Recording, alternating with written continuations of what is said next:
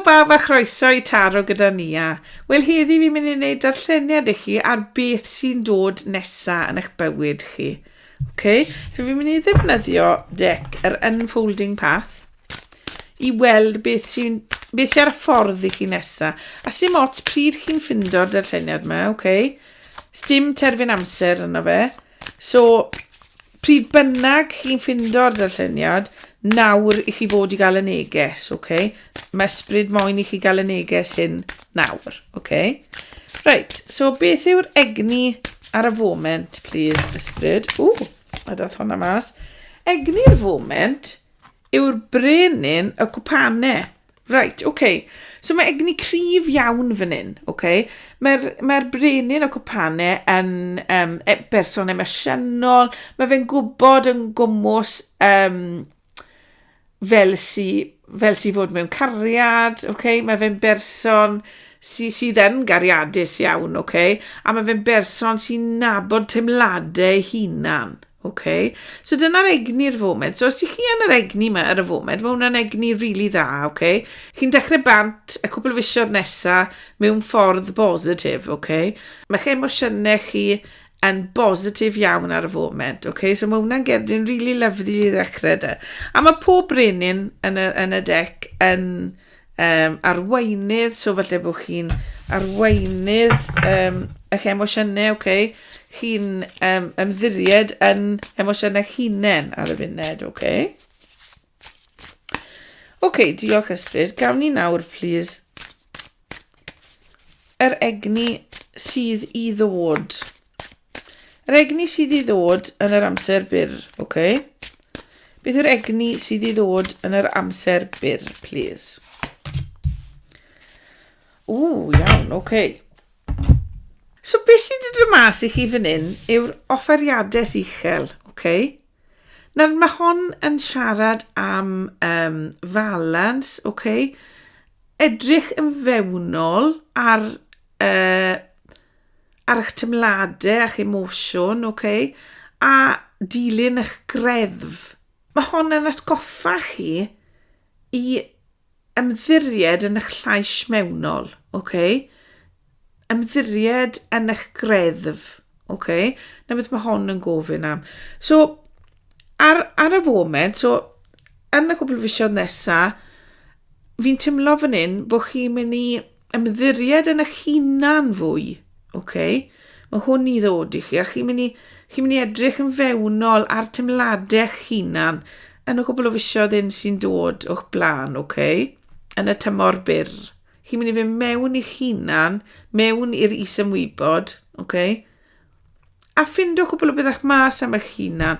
Falle bod chi moyn wneud pethau newydd, neu falle bod chi jyst moyn deall eich hunan tyma bach fwy fi'n teimlo fan hyn, okay? So dyna beth sydd ddod I chi yn y tymor byr, okay? So mae hon yn gerdyn edrych mewnol a bod yn balans gyda'ch teimladau, okay? So dyna beth sy'n digwydd yn y tymor byr. Okay. Beth sy'n digwydd, please, ysbryd? Beth sydd I ddod yn y tymor hir i'r grŵp yma ar YouTube heddi? A mae dwy yn moyn do mas. Gymrwn ni'r ddwy. Yn y tymor hir, mae gynta gyda ni'r frenhines y cleddyf. Okay? Na mae'r frenhines yma yn glir, mae'n gwybod gwmwys beth mae'n moyn. Okay? Yn y dec traddodiadol, mae'n dal I llaw mas I gymryd, a mae'n dal y cleddyf yn y law arall, barod I dorri mas ta beth sydd ddim yn teimlo'n iawn yn ei bywyd I, okay? A mae'r clirdeb na gydau yn ei ffen, okay? Mae'n gwybod yn gwmwys pryd sy'n gymryd a pryd sy'n torri pethau ffwrdd, okay? So dyma'r egni chi'n mynd I fod yn stepo mewn I yn yr hir dymor, okay? So felly ar y funud, bod chi yn teimlo fel sy'n emosiynol, chi'n teimlo'n iawn, okay? Wedyn, chi'n mynd mewn I chi'n yn meddwl, right, okay, emosiynol fi'n teimlo'n iawn, ond beth sydd I ddod, beth allai wella ma'n hunan, a beth arall I fi moyn, okay? A chi'n gweithio ar eich meddwl fan hyn. Fi'n teimlo bod lot o chi'n gweithio ar eich meddwl. So, falle bod eich emosiynau chi yn iawn, okay? Falle bod cariad ych chi, falle bod chi'n joio'ch bywyd I raddau, okay, ar y foment, ond chi'n teimlo fel sy'n rhywbeth mwy. A chi'n teimlo fel sy'n rhywbeth mwy chi moyn edrych mewn i. Okay? Dyma'r cerdyn i edrych mewn i'ch hunan i'r is-ymwybod. Okay? Hefyd nawr, gyda hon, y frenhines y cleddyf, mae moyn gweithio dy'r meddwl, okay? A mae moyn gweld pethau lot mwy clir. Mae hon yn arweinydd, mae'n arwain, okay? A mae'n glir yn beth mae'n arwain yn. So, felly, bod eisiau chi fan hyn, felly, wneud tyma bach o taith ysbrydol, okay? I fod yn gallu gweld yn gwmws beth ych chi moyn yn yr hir dymor. Okay? So dyma'r egni chi'n stepo mewn i yn yr hir dymor. Okay. A'r egni arall chi'n stepo mewn i yn yr hir dymor yw'r 6 o bentecle. Nawr mae'r 6 o bentecle neu'r 6 o geniogaeth, ty beth mae'n galw nhw, okay? Yn siarad am roi a cymryd. Mae'n siarad am falans, okay? So mae eisiau bod chi'n roi, okay? A mae eisiau chi gymryd. A mae eisiau chi fod yn ddiolchgar o beth sydd gyda chi, okay? Cerdyn o fod yn ddiolchgar am bod gallu roi a gallu cymryd hefyd, okay? So cymrwch beth sydd eisiau nhw chi, ond chofiwch roi nôl, okay? Dyma'r cerdyn yma. So o'r hir dymor, chi'n gweld yn glir, chi'n mynd i weld mwy clir, okay? Chi'n mynd i fod yn arweinydd a chi'n mynd i roi nôl. Okay? Chi'n mynd i gymryd a roi nôl mewn balans. Okay? Lyflu. Okay. Gymrwn ni dec arall a gewn ni machweglu'r had ar y cerdiau yma i weld os oes fwy o wybodaeth yn dod mewn i chi. Okay? So, allwn ni eglurhau yr egni sydd gyda ni ar y foment, y brenin o gwpanau, please, ysbryd. O, a mae gyda ni'r twpsyn. Okay? Y twpsyn. Ond nid gwen dwp. Nid yw'r twpsyn un yn dwp, okay? Mae'r twpsyn yma yn eich annog chi i fynd am rhywbeth. Okay? Pido becso a just mynd am rhywbeth. So dyna'r egni ar y foment. A gyda'r brenin y cwpan yma. Falle bod chi'n disgwyl am gariad, okay? Falle bod brenin y cwpan yn mewn i'ch bywyd chi fan hyn. A mae'r twpsyn yma, un o'n y gwen dwp. Mae'r twpsyn yma ddim yn dwp, okay? Mae'r twpsyn yma yn gwybod beth mae fe'n neud a gwybod beth mae fe'n moyn a mae fe'n mynd amdani, okay? So, gyda'r cerdyn yma, felly bod chi'n mynd i gael brenin y cwpanau yn mewn i'ch bywyd chi, okay? Neu falle bod brenin y cwpanau yn eich bywyd chi nawr a mae'r person yn rhoi cefnogaeth i chi trwy'ch taith ysbrydol, okay? Achos fi yn teimlo i lot o chi, mae hwn yn daith ysbrydol, okay? Falle i rai o chi o'r brenin, chi yn egni'r brenin un, a chi'n teimlo fel sy'n mynd mlaen a dysgu mwy am eich hunan, okay? A mae'r twpsyn yma yn gweithio chi, sbindwch mlaen gyda fe, okay? Y ffwl yw hwn, okay? Ond dyw e ddim yn ffwl. Mae'r ffwl yn gerdyn gret, i sy'n mynd mlaen y pethau. Cerdiau'n cynta, y pac yw hwn, a mae fe'n gweithio chi, mae'n annog chi i fynd am rhywbeth, okay? So mae eisiau chi fynd am rhywbeth. Os oes prosiect, dych chi moyn mynd am cerwch amdano fe. Os chi wedi cwrdd ar rwy'n, mae cariad yn dod mewn i chi, cerwch amdano fe. Pidwch ofni, okay? Pidwch ofni. Mae hwnna'n rili dda, okay? Wel, maen nhw'n gweud, dy'r twpsyn yma, maen nhw'n gweud, take a leap of faith. Newch siwr bod chi'n ymddiried yn eich hunan a'n eich greddf, okay? A newch ty beth yw mae'ch greddf chi yn gweud wrtho chi, okay? Beth wedai fan hyn? Na mae cefn y cerdiau, yr Rider-Waite-Smith cerdiau yma, cerdiau traddodiadol y taro, okay? Mae'r lliwiau yn y cefndir yn gweud lot wrtho ni. A mae hwn yn felyn. Mae melyn yn siarad am positifrwydd, okay? Hapusrwydd, okay? So, ty beth newch chi fan hyn, chi sy'n mynd mlaen, a chi'n sy'n mynd mewn i hapusrwydd, okay? Felly bod chi'n teimlo fel am baro, felly bod chi'n hapus, okay? Achos egni nawr yw hwn. Gallai chi fod teimlo fel, dylen ni fynd am rhywbeth nawr, mae hwn yn gweithio chi cerwch amdano fe, okay? Achos mae hapusrwydd i ddod o hwn. Okay. Gefn ni eglurhad ar yr offeriadau uchel, please, neu'r offeriadau uwch. eglurhad ar cerdyn yma, please. Ysbryd. A beth sy'n gyda ni yw marchog y cwpanau. Nawr, mae marchog y cwpanau gallu dod â cariad newydd mewn i chi. Okay? So, os rai o'ch chi yn edrych am gariad ar y foment, falle bod chi'n edrych am eich brenin o cwpanau, a bod hwn yn ddyn, brenin, mae elfennau gwrywedd a benywedd yn o'n i gyd, so na gwen meddwl taw dyn sy'n dod i rai o chi, a felly taw menyw bydd yn dod, a na gwen meddwl taw menyw sy'n dod, ond gallai fod dyn sy'n dod, so fi jyst moyn eglurhau hwnna ti'n mynd fach i chi, so mae'r marchog y cwpanau yn gallu dod â cariad newydd mewn i chi, mae cariad newydd yn dod i chi o rwle yn y byr dymor, achos mae hwn yn ardal yn rhan y byr dymor i chi, So mae eisiau chi fi mewn i chi'na'n a ffindwch chi gariad newydd. Falle fe fod yn gariad newydd, falle fe'n person, Galle fe fod gariad chi'n ffindo wrth mynd ar eich taith ysbrydol, Galle chi fo'n cwmpa mewn cariad dy rhywbeth chi'n neud. Galle chi fo'n cwmpa mewn cariad a'ch taith ysbrydol, So na gwe wastad yn meddwl person, os ych chi'n edrych am person, hwn yn gerdyn rili dda i gael, Mae'n gweud bod person yn dod mewn i chi, person cariadus, Ond os cariad ych chi'n barod, neu os nyce cariad chi'n edrych am ar y foment, alle fe fo'n gariad am rhywbeth arall, Alle fe fo'n gariad ffrind, Galle fe fo'n gariad, fel fi'n gweud, taith ysbrydol. Galle fe hyd yn oed fo'n gariad o rhywbeth chi'n neud, pasiwn. Falle bod chi'n neud prosiect gyda rwy'n, A falle bod e'n gariad ar hwnna. Ond i lot o chi, fi'n teimlo bod hwn yn daith ysbrydol, A mae cariad yn mynd i fod â chi am y daith ysbrydol yma. Diolch Ysbryd, allwn ni please gadarnhau Brenhines y cleddyf ar wech o bentycle, please. Brenhines y cleddyf ar wech o bentycle. Allwn ni gael eglurhad ar hwnna. So'r hir dymor, please. Yr hir dymor. A fi mewn hwnna. Wow!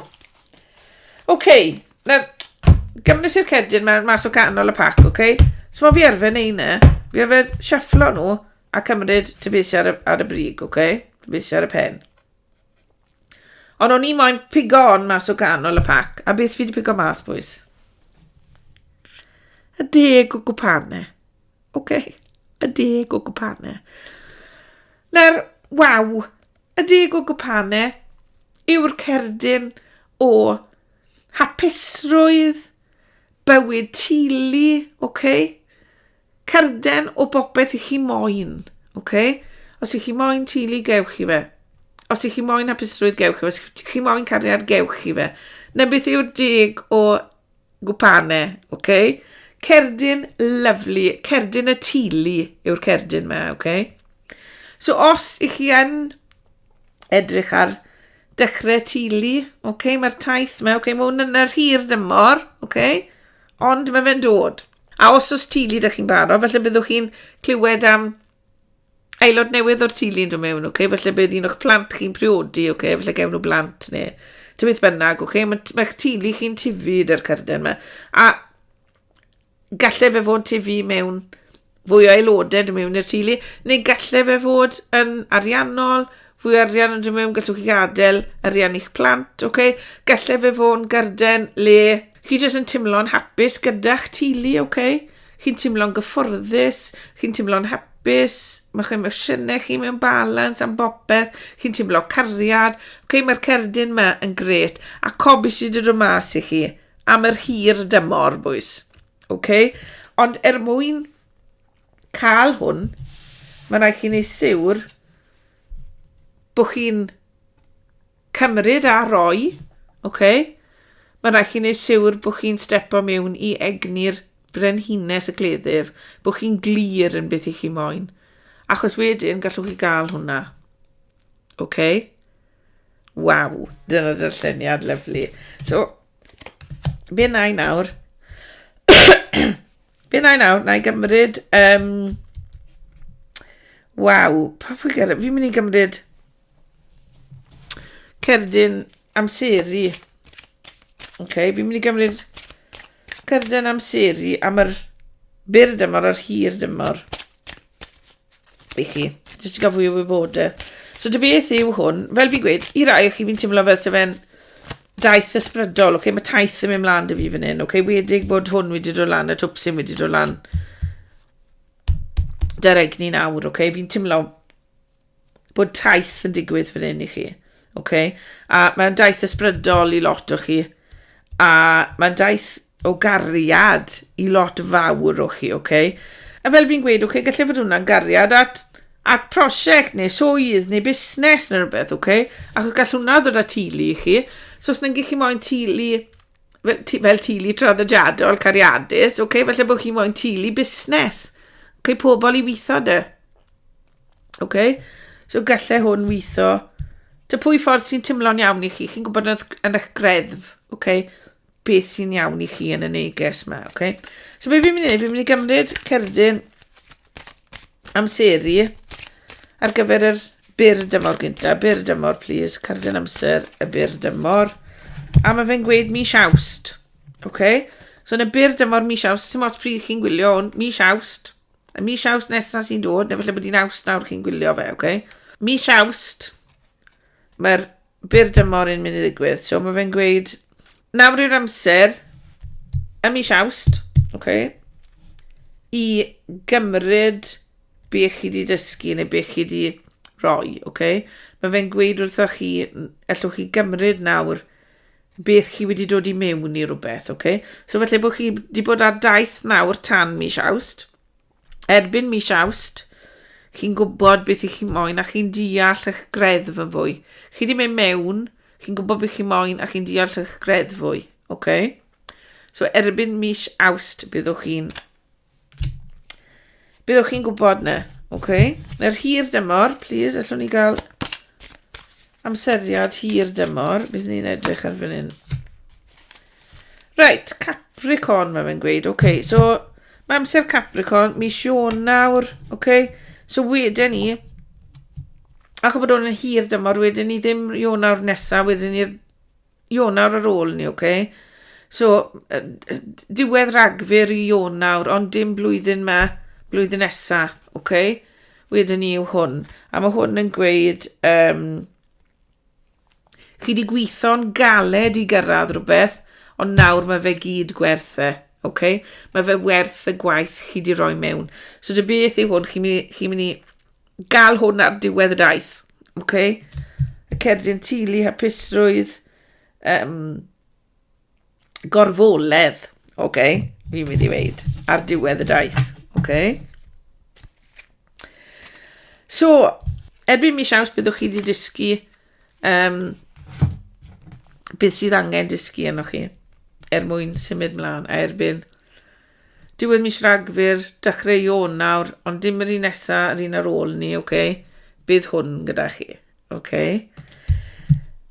Waw, dyna darlleniad positif iawn. Fel fi'n gweud, os chi'n meddwl am gyrfa, mae popeth yn edrych yn rili dda, mae rai chi gymryd y cam, gymrwch y cam i symud mlaen, cirwch mewn a newch yn siwr bod chi'n ymddiried yn eich greddf, a mae rwy'n newydd yn y mewn wedyn i fyna i helpu chi gyda'ch gyrfa, a byddwch yn glir o beth chi moyn, newch yn siwr bod chi'n rhoi a cymryd o'r gyrfa, a byddwch chi yn gwbla gyda hwn, cerdyn lyflu, i weid bod eich gyrfa chi'n mynd i fod yn gyrfa gret, Cariad, lot o gariad fan hyn. Fi'n teimlo bod hwn yn gariad i lot o chi, Chi'n dechrau off gyda cariad, chi'n dechrau bant gyda cariad. A mae rhaid i chi gymryd y cam, ymddiried yn eich greddf i wneud y cariad. Mae cariad newydd yn y mewn ydych chi, neu os cariad ych chi'n barod, mae'r berthynas yn symud mlaen ydych chi fan hyn, a mae rwy'n yn rili caru chi fan hyn, Mae rai bod chi'n glir yn y berthynas, byddwch yn glir yn y berthynas bydd chi moyn. Rhaid chi roi ac ymryd yn y berthynas, newch siwr bod balans gyda chi yn y berthynas.